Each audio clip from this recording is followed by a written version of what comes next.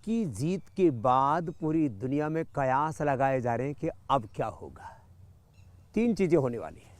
एक तो ट्रंप की जीत के बाद पूरी दुनिया की जो राइट विंग है उसमें खुशी है।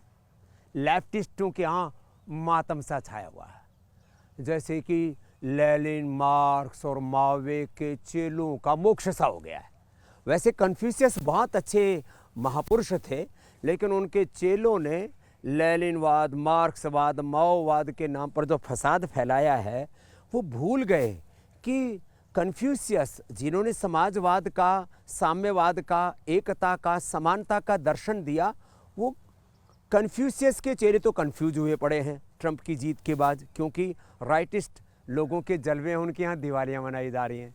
दूसरा, America first, American first, nation first, ये जो पूरी दुनिया में राष्ट्रवाद का जो पूरा जलवा था, अब मैं उसको थोड़ा सा खराब शब्द नहीं बोलूँगा, मैं ये कहूँ कि राष्ट्रवाद का उन्माद सा छा रहा है। हम तो पूरी दुनिया को फूलों की तरह ऐसे मुस्कुराता हुआ देखना चाहते हैं, इसलिए मैं कहूँगा राष्ट्रवाद का उन्माद नहीं, राष्ट्रवाद का प्रसाद।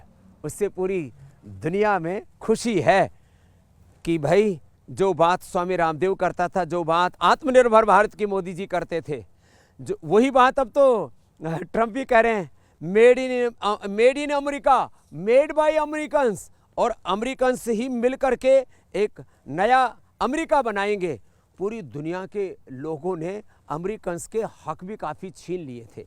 तो अब राष्ट्रहित पर सर्वोपरि है, राष्ट्र धर्म सर्वोपरि है, राष्ट्र प्रेम सर्वोपरि है, नेशन, देश सब कुछ है। ये विचार, ये संस्कार अब हिलोरे ले रहा है पूरी दुनिया के अंदर।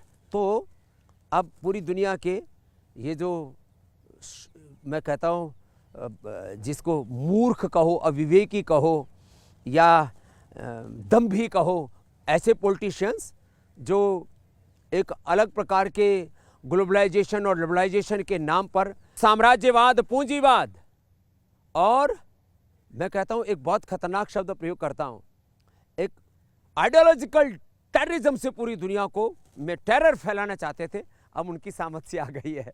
तो मुझे लगता है अब इजराइल के चारों तरफ भी कुछ नया होने वाला है, यूक्रेन और रसिया के बीच में भी कुछ नया होने वाला है, और भारत, चीन, रसिया, भारत ने एक बढ़िया संतुलन बनाया, समत्वम योग उच्यते। बस एक अंतिम बात और कहता हूँ, अब एक नए दौर में दुनिया प्रवेश कर रही है। बस एक अंतिम बात, हम 100 करोड़ से ज़्यादा सनातन धर्मी हैं और 500 करोड़ से ज़्यादा पूरी दुनिया के लोग योग, आयुर्वेद और सनातन धर्म को अपनाने की ओर आगे बढ़ रहे हैं। इसलिए मैंने कहा था योग धर्म, सनातन धर्म योग धर्म बनने जा रहा है।